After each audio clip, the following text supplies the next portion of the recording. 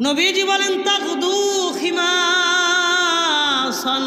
ওয়া তারুহু বিতানা।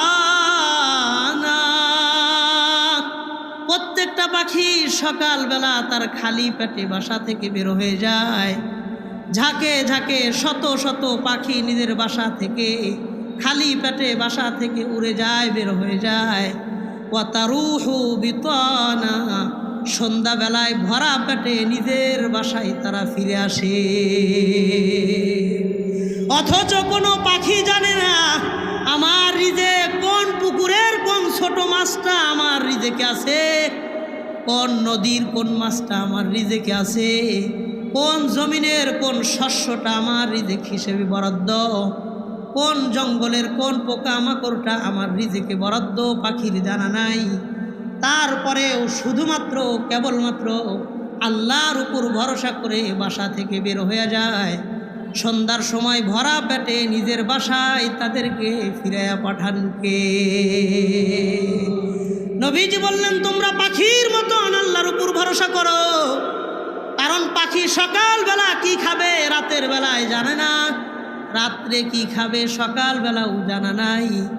এক বেলার রিজিক তারা সংরক্ষণ সঞ্চয় করে না, অথচ বছরের পরে বছর এই পাখিদেরকে রিজিক দিয়া জমিনে জিন্দা রেখেছেন কে?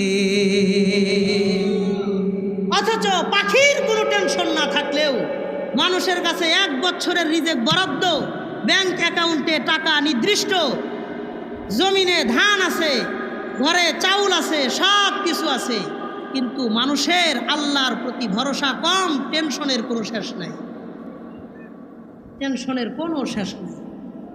যার দুনিয়া যত আছে তার দুনিয়া আরো তত লাগে, কোনো দিন চাহিদা শেষ হয় না।